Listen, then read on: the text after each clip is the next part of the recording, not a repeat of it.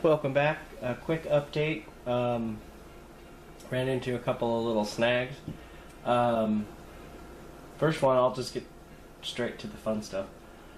So, when I first picked up the radio, the power switch was a little dodgy. But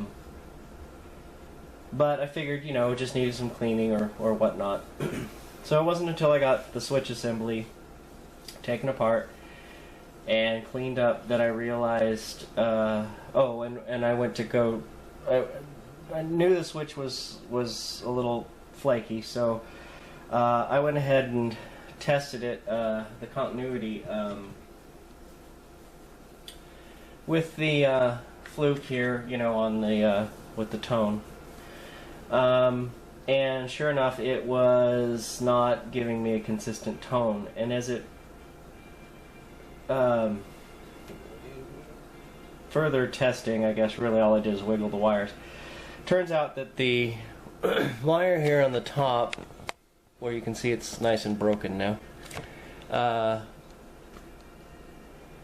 you gonna focus? Good boy. There was something going on in here with the wire. So I'd wiggle the wire and it would go dead and then come back and go dead and go back and go dead. So one of the issues I have with these switches here is that, back in the day, for $2.35, they would have just given you a whole new bank of switches. A whole new switch bank. Because this is riveted in, and this whole thing is riveted together. It does not come apart. Well, easily anyway. So I started thinking, how am I going to deal with this? How am I going to deal with this? And my first thought was to replace the switch, but then I wasn't sure how to get in here because it's a kind of a weird switch.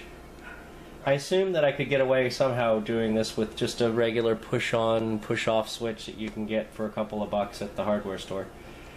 And that may actually be a permanent solution because I'm not quite out of the woods yet, but anyway, so my first thought was to drill out the rivets, and my second thought was there's a reason why that doesn't work, and I tried it anyway, and sure enough it's because as soon as the drill bit catches into the metal, all the rivet does is start spinning around.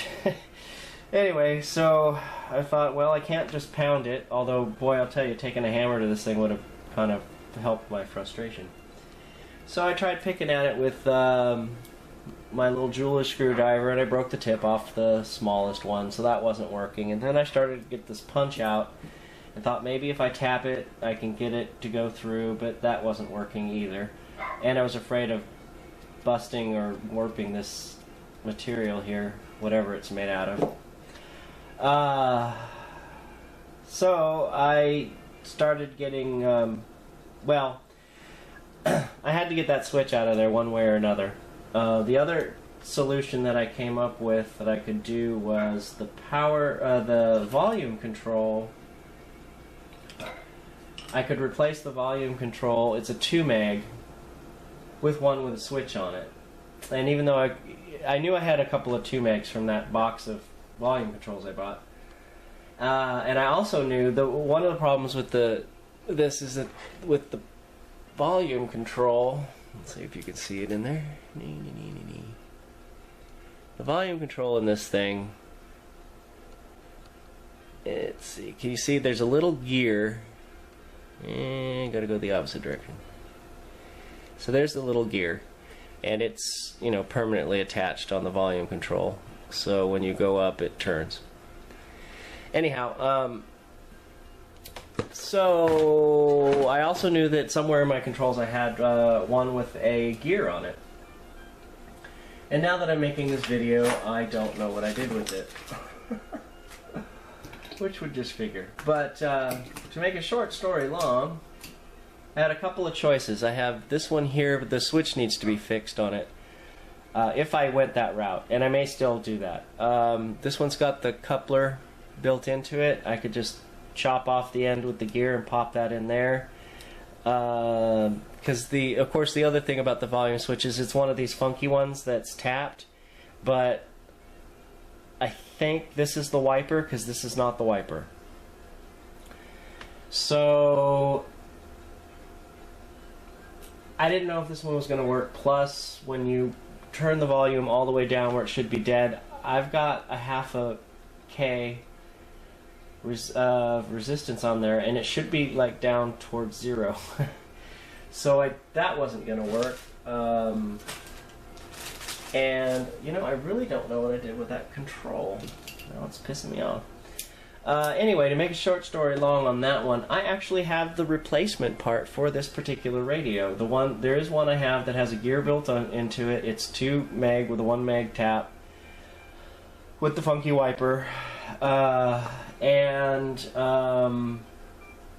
I mean, the same thing happens. There's no switch on it.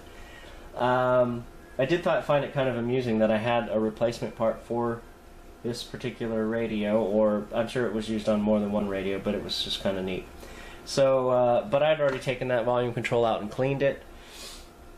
Anyway, so what I had discovered on this one was I knew how these were put together, so I just took my screwdriver and said a little prayer. Figured I couldn't, you know, worst comes to worst, I'll have to figure out some other way. But so what I did was I just carefully pried in here, knowing that at some point it was going to snap, and it did, and it snapped right where I wanted it to. It pulled apart, and sure enough, the wire fell out, and this little brass piece fell out. And what had happened was that this brass piece had corroded, and the corrosion was underneath the soldering joint, and it popped off. So the only thing that was holding this together is it was being pressed up against the tab with the plastic piece it fits into, and that just wasn't going to work because all you had to do is, you know, when you push the switch in, it would wiggle the wire, and that's what was causing in the beginning. And when I first powered up the radio, I noticed that the lights were flickering a little bit, and I thought maybe the switch was dirty, but that was not my luck. So, while I was inside the switch here, I cleaned it out with some alcohol, and I squirted some deoxit in there and cleaned that out. Put some flux on. I guess it would help if you could see what I was doing. So I put this up in my helping hands over here, and carefully, after I cleaned it up, I put a small film of flux on the brass or copper piece. This is actually starting to look like copper, and it was black, but I think brass turns black too. Anyway, that would really suck because the inside is brass, and I think copper and brass, when you combine them, cause electrolysis, which would explain why that corroded underneath the... Well, that's kind of dumb if they did that. Anyhow, So I put a little bit of, I cleaned up the solder. It was nice and flat and everything, and I put a little film of flux on both sides. I popped it in here very carefully, lined it all up, grabbed my little mini Burns-O-Matic, and I just heated it up until everything melted and let go, and it seems to be sticking. Also, when I tested it by pressing it up against, putting it all back together, as long as I can get this to stay together somehow. And I guess it would help if I put this on right. Alright, Brett, how many times are you going to do this incorrectly? Okay, so... I'll be better at this one. I put it back together. Okay, there it goes. Alright, so... switch is turned off. So now... it also pushes a lot easier. It was really hard to push.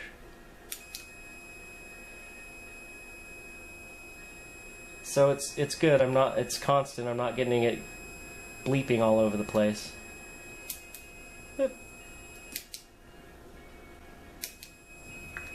So as long as I can get this very carefully, and hopefully the epoxy I have some 4,000 pound epoxy, and as long as it doesn't squirt on the inside and glue the wheel together,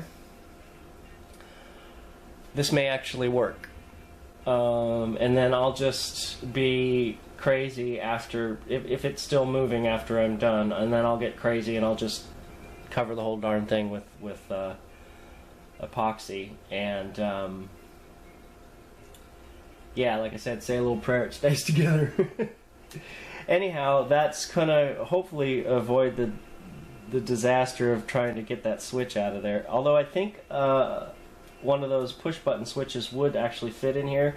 It looks like, from what I can tell, that it's got the, you know, a regular screw shaft will go in there. I can't see, it's riveted onto the bottom of the switch. So again, the other option I have is trying to get this rivet off and this rivet off, and then bend back the tab in the middle. This piece will come off, and then I can get inside.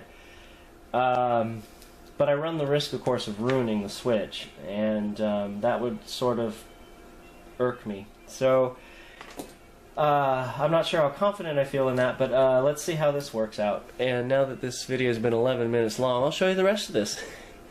So this cleaned up pretty nicely. The parts that I could put in the bath are, you know, worked out well. Apparently I did not tighten that screw enough. So this went back together. The switch bank here was pretty grody. You know, I just soaked it in the bath there. It came very clean. I didn't make a video of this last night because the battery was dead in my camera, and I wasn't going to wait the 2 hours for it to charge.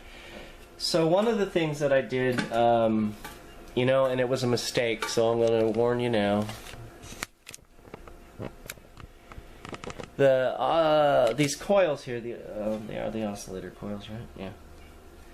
The oscillator coils here, I made a mistake of thinking, well, you know, the case here is phenolic, which it is. But these down here are paper, and I thought they were solid when I tapped on them. Well, of course they're not now. So I sprayed this down with, I guess 409 was the one I did, yeah. Just because it was so crusted up with, I mean, about a millimeter of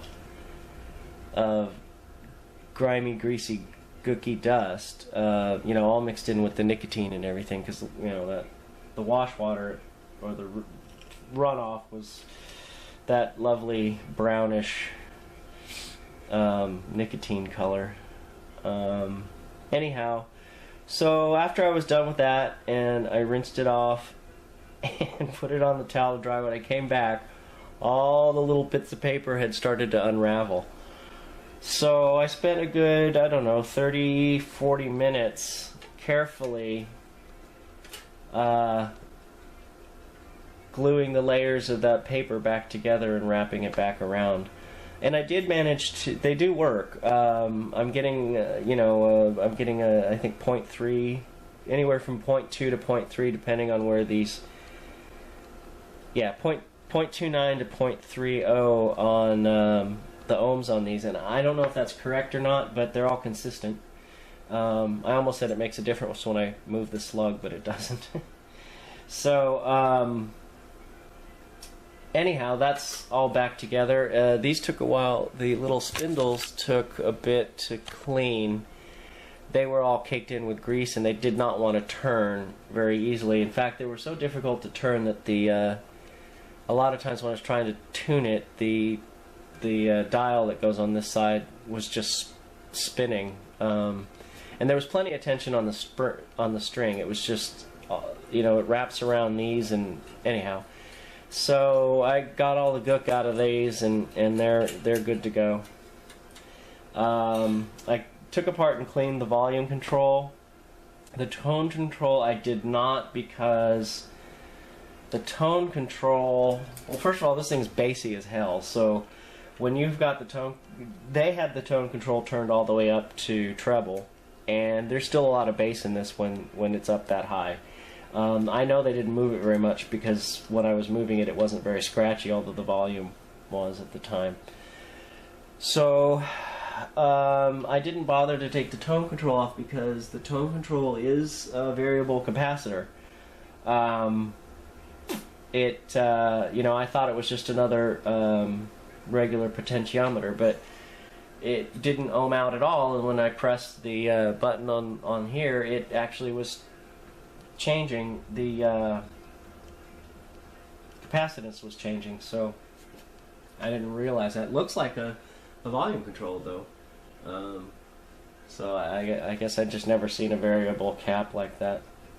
Anyhow, so that seemed to be pretty smooth anyway, and I wasn't quite so worried about it. And so anyway, the volume control works a lot smoother now, and I'm sure it'll be fine because I have the exact replacement part, so I'm sure this will be perfectly fine and I won't need it, because the only time I have bad volume controls is when they're hard to get a hold of or very expensive, so I'm not real worried about that. So this will go back together, and yeah, that was a good 7 hours worth of work to get all of that, including this switch thing, done. And like I said, I'm not quite out of the dark yet, but I want to thank you guys for watching. Sorry this was 16 minutes long, or 17 by the time I shut up.